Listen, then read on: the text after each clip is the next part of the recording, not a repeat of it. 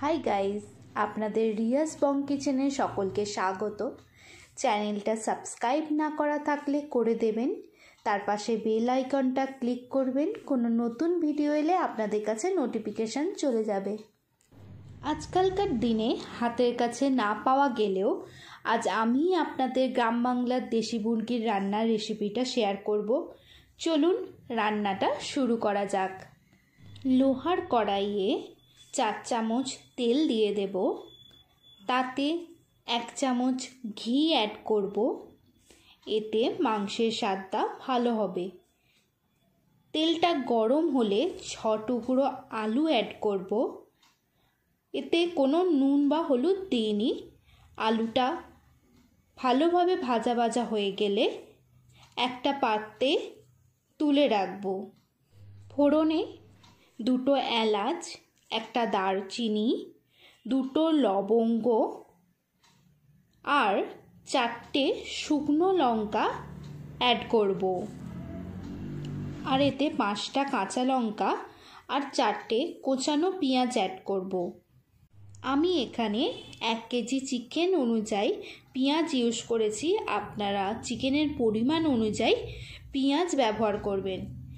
পেঁয়াজটা একটু সটে করে নিয়ে তাতে 2 চামচ নুন অ্যাড করে চাপা দিয়ে দেব, যাতে পেঁয়াজটা গলে যায়।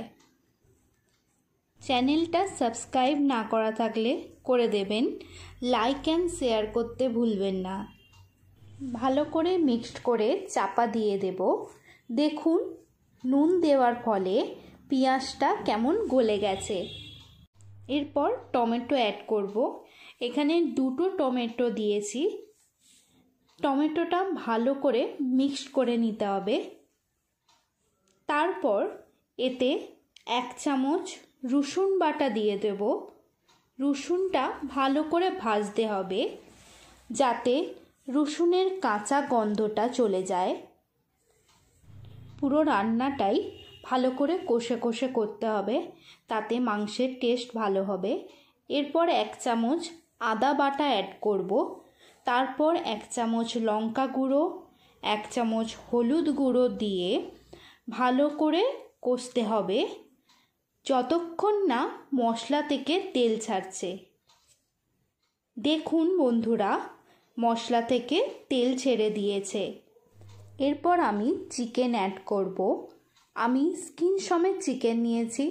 অনেকে স্কিন পছন্দ করে না, তারা স্কিন ছাড়াও চিকেন ব্যবহার করতে পারেন।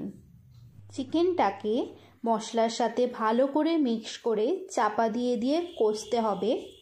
দেশি চিকেনের পাটা ভালো করে পরিষ্কার করে নিলে সেটাও খাওয়া যায়। এটা খাওয়া খুবই উপকারী। ভালো করে কষা হয়ে গেলে ভেজে রাখা আলুগুলোকে অ্যাড করে আরও কিছুক্ষণ কষে নেব। যখন দেখবেন মাংসের কালারটা চেঞ্জ হয়ে গেছে, তখন জানবেন মাংসটা কষানো হয়ে গেছে। আমি এখানে লোহার কড়াই ইউজ করেছি, আপনারা চাইলে অন্য কড়াইও ইউজ করতে পারেন। তারপর এতে 3 কাপ গরম জল অ্যাড করে ভালো করে মিক্স করে নেব। মিডিয়াম আঁচে 20 মিনিট মাংসটা সেদ্ধ করব।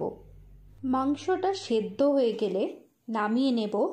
ভাতের সাথে খাবো বলে একটু গ্রেভি রেখেছি, আপনারা চাইলে কষাও করতে পারেন। 1 কেজি চিকেন, তাই এই পরিমাণে জলটা রাখবো। জলটা রাখলে শুকিয়ে যাবে।